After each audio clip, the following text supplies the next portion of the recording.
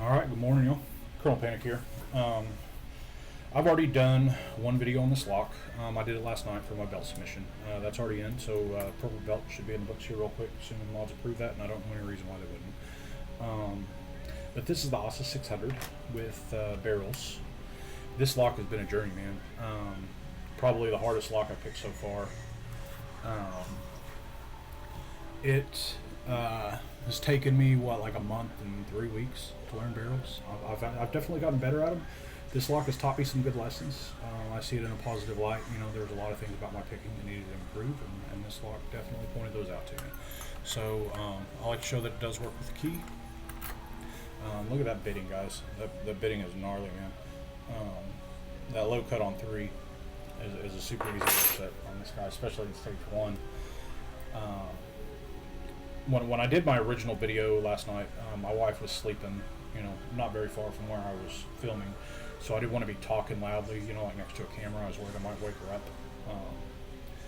So that's why I'm doing this one. That video that I shot last night is actually unlisted on my YouTube. It's up on my belt submission, but I wanted to do one, you know, that I could do for content that's listed. So that's why we're back at this again. So we're going to try to get another open here. I can usually, you know, open this fairly well, you know, knock on wood. Usually, I've gotten to where I don't really have a lot of trouble with this lock. I can pretty well tell what's going on. I've definitely gotten a lot better at barrels, in particular. For probably the hardest and trickiest lesson that I had to learn first was that when you lift in stage 1.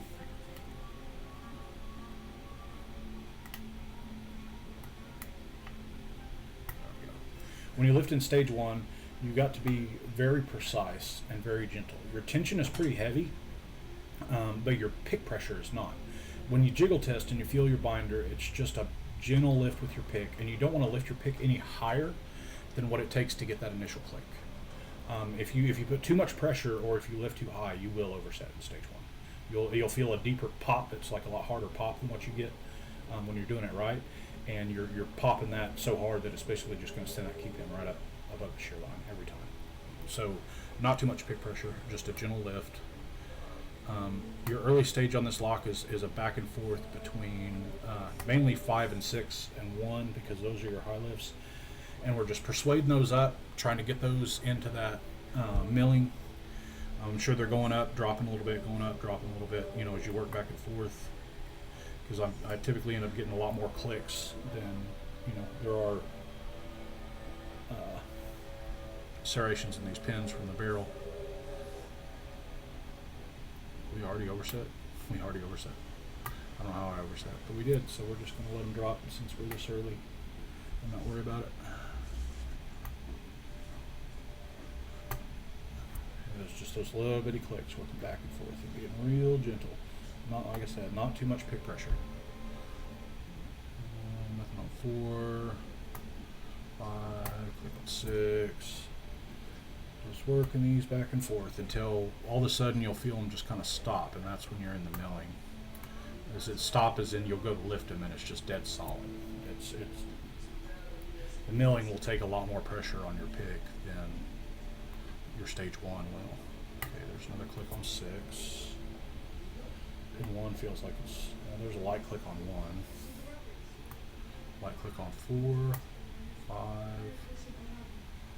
nothing on 6. 6 I think is just about the milling. We're sitting in that slack between the milling. Pin 1 feels set, I think. No, it feels sloppy, so I don't think it's overset. Pin 4, pin 5, pin 6 is in the milling. Here, see, that's the crunch of working out of the milling right there. Pin 6 just set. Pin 5 set. So the motion that I'm using to get these through the milling, very similar to what Lady Lock's lined out, and her picking technique for this lock is I'm taking the tip of that pick and I'm just putting it against the rounded nose on that pin and just giving it kind of a counterclockwise sweep and just letting that tip roll across that rounded tip on the pin. She does that technique from stage 1 and like a boss blows right through this lock, but you know what, she's a lot better picker than I am. I tried learning her technique starting out. I had some limited success with it, you know, progressive pinning it through like 3 or 4 pins, and then I just at some point kind of lost it somehow. And So I may revisit that at some point, but for working pins through the milling, that lift technique is gold, man. It definitely works, and it'll help keep you from oversetting. Okay, we might be set here. I'm about to test pin 2 here in a second. I'm double checking these. Yeah, they feel like they're there.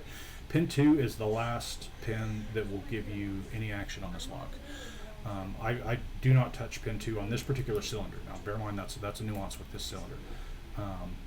If I get any action at all on pin 2, I'll get like a slight false set and a click, obviously. If I get that, then everything else is good, and I'm about to get the open. So we're going to try that right here. There's pin 2 right there. Yep, see, just like that. We're going to get it. As long as we don't overset it. Okay, we're right there. Yep, there she went. She's open. Okay, like I said, that I don't know why pin 2 is like that on this particular cylinder, but that's just a little nuance of this lock. And we're open, so we're going to go ahead and gut this. We're going to not leave the camera frame, although I did forget my Torx heads that I need for the back of this thing, so I am going to run. They're like 5 feet away. I'm just going to pop them there and get them real quick.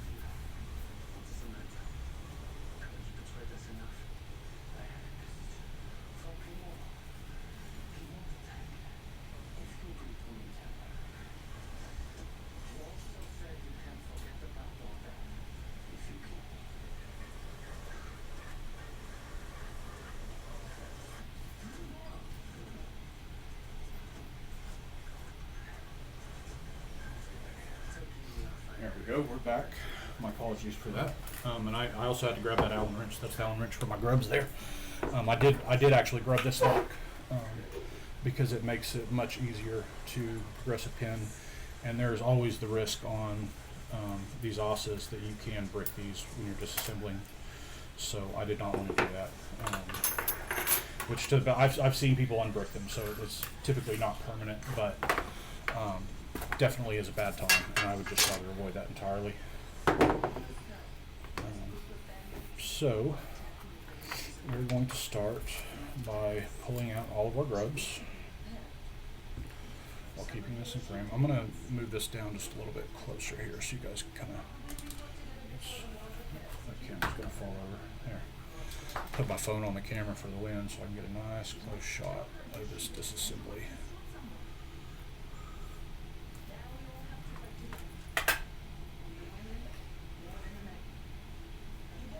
Okay, let me start pulling grubs.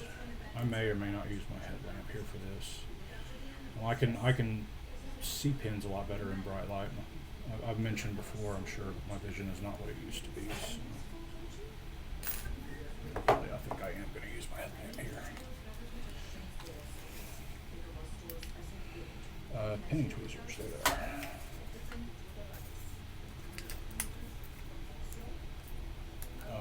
That's giving you guys a pretty gnarly shadow, isn't it? Let me see if I got a little bit dimmer setting here. That's a little better. Yeah, that's a little dimmer. Helped me kind of see what I'm doing, but I didn't. That setting was too bright. And it was, okay, so there's 6. We got spring, barrel, keep in, and 5. No, I'm sorry. I'm starting on 1. I lost 6. It's fine. It doesn't matter if you start with 1 or start with 6. You just need to, obviously keep in mind which one you start with. Spring, barrel, keep it. So last night when I gutted this thing from my belt, I had not gutted this lock since I gutted it to grub it. I gutted it when I first got it to put these grubs in. And I've been picking it, like I said, for a month and a half without disassembling it. And when I first disassembled it, it was the amount of dust that was like metal shaving that came out of this thing. There's a key pin, there's a spring, and there's a barrel. It came out of this thing was honestly comical. Like it was a big pile of just shavings that was actually probably more pick than it was anything from inside the lock. It's probably shavings off the tip of my pick.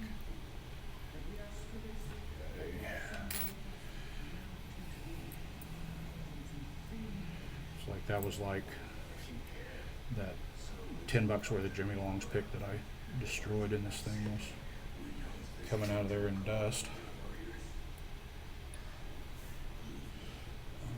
These Lawlock .025s ended up coming in clutch on this lock though. I can definitely tell the difference, you know, with this lock between the durability with the .025, what it will take without damaging the pick versus what those .019s will take. You know, and it's not any slight against the material they're made from. Obviously, it's just the thicker material is going to take a lot more. You know.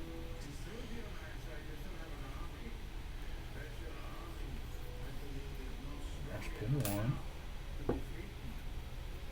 It's extremely short keep in on 1. Barrel. Oh no, sorry, that's 6, not 1. I keep still talking backwards. Yeah, that's your high lift right there on 6. We've got almost as high lift on 1. Which we will absolutely get a close up of these pins, but right now we're going to get the cylinder open. I'll show you guys what the counter milling looks like. We've got to get a good close up of that counter milling. I should have loosened these before I did this, but no pins in there. This thing just turns, so they can be kind of. They're not that tight. We're good. I didn't tighten them up that much when I put it together last night. If these are, especially if you've never taken them out before or whatever, which I guess if you've never taken them out, then it's not going to be grubbed and this wouldn't be relevant. But if these are in there tight, you want to loosen them before you pull your grubs if the cylinder is grubbed, because that just spins freely and you're not going to get a lot of, you know, pressure on that. And I guess you could stick your key in it and hold on to that if you wanted to, but it's just easier to have them already loose before you pull all your grubs and your pins out.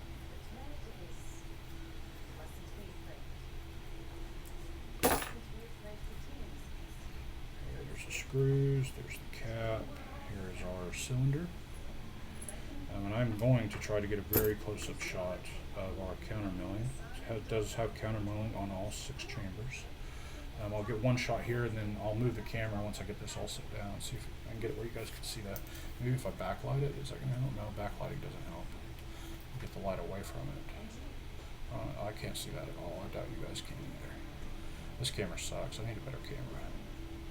I can't see the counter milling on that at all from that shot. I'm looking at, I've got my laptop sitting, like, there's my hand, my laptop's like right there. You can't quite see it now. I bet you could see it earlier when I was picking.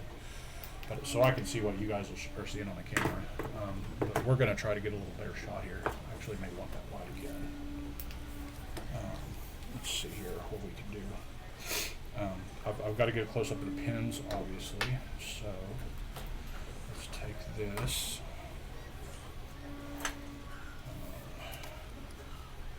See if light helps there at all. Light just casts a shadow on the camera. That's all bad. That's dark. Why is that dark? Okay. Can you guys see those barrels? Well, this camera's a piece of shit. My phone did a better job of this last night. The one I did last night, I didn't even use my webcam. I used my phone for it. But man, I can't see that at all. I doubt you guys can either. Well, I'm glad I shot a different video for belt submission last night. You're just going to have to trust me that those are, in fact, good barrels. So I can get right up on those and they're just fuzzy. Wow, this camera sucks. I need a better camera. And I doubt you can see the counter milling either if you can't see that. I'll try to get you a shot there. I can kind of see the counter milling on 6. But I can't see the counter milling on any of the other ones. Let's try some light, see if that helps. Actually, hold on, I had an angle there for a second where it was working. Let's see. If I can get the light just right here. That's weird. Okay, I can kind of see the counter milling there. I don't know what that weird striping effect. There we go. Now I can see it. Get the light a little bit higher. I can see the counter milling like that. And pins. There we go. If I'm holding my light clear across and above it, and it's doing this weird striping effect on the camera. You can see the barrels there, though. You can definitely at least tell that they're barrels. So anyway, enough of that rambling at this point.